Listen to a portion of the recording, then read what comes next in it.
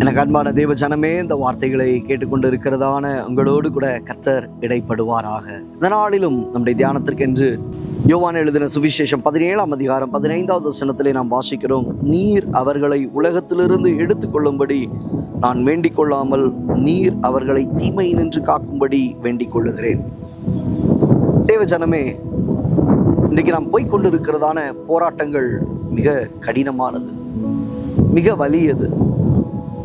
போகிறதான பாதைகள் அது மிகவும் ஆபத்தான சில பாதைகளுக்குள்ளாக நாம் கடந்து போகிறோம். நாம் போகிறதான ஒவ்வொரு சூழ்நிலைகளிலே நாம் நம்மையே வருத்தி கொள்ளுகிற நேரங்களில் நாம் பேசுகிறோம், நான் எதற்கு உயிரோடு இருக்க வேண்டும், நான் ஏன் ஜீவனோடு கூட இருக்க வேண்டும். ஒரு படி மேலே போய் ஆண்டவர்கிட்ட கேட்போம், ஆண்டவரே என் ஜீவனை எடுத்துக்கொள்ளும். எலியா ஆண்டவரை பார்த்து கேட்டான், போதும் ஆண்டவரே, என் ஜீவனை எடுத்துவிடும், என் ஜீவனை எடுத்துக்கொள்ளும். இன்னைக்கு உங்களில் அநேகர் இந்த வார்த்தையை சொல்லி சொல்லி சொல்லி ஆண்டவர்கிட்ட கேட்குறீங்க, போதும் ஆண்டவரே என் ஜீவனை எடுத்துருங்க, என் வாழ்க்கையை மாற்றிடுங்க, வேண்டாம், எனக்கு இந்த உலகத்தில் இருக்க விருப்பம் இல்லை, இந்த உலகத்தில் நான் இருந்து என்ன பிரயோஜனம். நிறைய நேரம் நம்ம வீட்டில் இருக்கிறவங்கள்ட்ட சொல்லுவோம், உனக்கெல்லாம் நான்லாம் உயிரோடு இல்லைனா தான் உனக்கு உன்னுடைய நிலை என்னன்றது தெரியும், நான் இல்லாமல் இருந்தால் தான் என் கஷ்டம் உனக்கு புரியும், அந்த உலகத்தை விட்டு போயிடுறேன் இல்லை. நம்ம பிள்ளைங்கள்ட்ட சொல்லுவோம், நம்ம கணவர்கிட்ட சொல்லுவோம், கணவர் மனைவிட்ட சொல்லுவாங்க. ஃபேமிலியில் நம்ம அடிக்கடி பேசுகிற வார்த்தைகள், அதிகமாக நேசிக்கிறவர்களிடத்தில் பேசுகிற ஒரு வார்த்தை, நான் இல்லைனா தான் உனக்கு தெரியும்.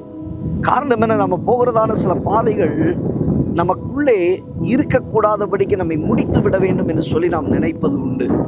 இன்றைக்கு இதே ஒரு எண்ணத்தோடு கூட உங்களுடைய வாழ்க்கை கடந்து போய் கொண்டு இருக்கிறது. ஆனால் ஆண்டவராகிய கர்த்தர் அவர் விரும்புகிறது என்ன தெரியுமா?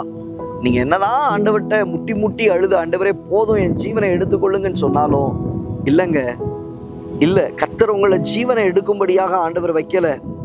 உங்களுக்குள்ள ஜீவனை கொடுத்திருக்கிறார், அதற்கு ஒரு நோக்கம் உண்டு. உங்களுக்கு வாழ்க்கையை கொடுத்திருக்கிறார், அதற்கு ஒரு நோக்கம் உண்டு. இங்கே வார்த்தை சொல்லுகிறது, நீர் அவர்களை உலகத்திலிருந்து எடுத்துக்கொள்ளும்படி நான் வேண்டிக் கொள்ளாமல் நீர் அவர்களை எல்லா தீமையினின்றும் காக்கும்படியாக நான் அவர்களுக்காக வேண்டிக் கொள்ளுகிறேன். பிதாவினிடத்துல இயேசு வேண்டிக் கொள்ளுகிற வார்த்தையை நம்ம பார்க்கிறோம். இன்றைக்கு குமாரனாகிய கிறிஸ்து உங்களுக்காக பிதாவினிடத்துல பரிந்து பேசுகிற வார்த்தை என்ன தெரியுமா? நீ உலகத்திலிருந்து எடுத்துக்கொள்ளப்பட வேண்டும் என்பதை அவர் விரும்பல. நீங்க உலகத்துல இருக்க வேண்டும், ஆனால் சகல தீமையினும் என்று நீங்கள் பாதுகாக்கப்பட வேண்டும் என்பதை கர்த்தர் விரும்புகிறார். வேதம் சொல்லுகிறது சகலவித உபத்திரவங்களிலேயும். அப்போ அந்த உபத்திரவங்களிலே, அந்த சோதனைகளிலே தப்பி போகத்தக்க வழியை அவர் உண்டாக்குகிறவர், தப்பி போகத்தக்க பாதையை உங்களுக்காக ஏற்படுத்துகிறவர், சகல தீமையினின்றும் உங்களை காக்கும்படியாக உங்களுக்காக வேண்டிக் கொண்டிருக்கிறார். தேவஜனமே, அதனால் எதுவும் உங்களை சேதப்படுத்த முடியாது, எதுவும் உங்க ஜீவனையும் ஒன்றும் பறிக்க முடியாது. உங்கள் ஆத்துமாவுக்கு உங்களுக்கு விரோதமாய் எழும்பி வருகிற எந்த தீங்கும் உங்களை துக்கப்படுத்த முடியாது. தேவனாகிய கர்த்தர் உங்களுக்காக பரிந்து பேசிக் கொண்டிருக்கிறார். உங்களை பாதுகாப்பார், கிருபையாய் நடத்துவார், உங்களை தம்முடைய மகிமைக்கென்று அவர் நிறுத்துவார். கண்களை பிடிச்சு ஜெபிக்கலாமா?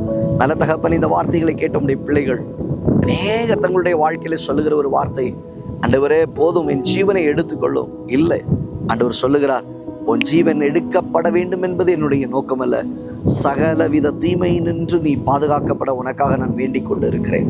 ஆண்டவரே, இந்த இடத்துல இருக்கிற உடைய பிள்ளைகளுடைய வாழ்க்கை, உடைய ஜீவன் தப்ப, ஜீவன் பாதுகாக்கப்பட நாங்கள் ஜெபிக்கிறோம்.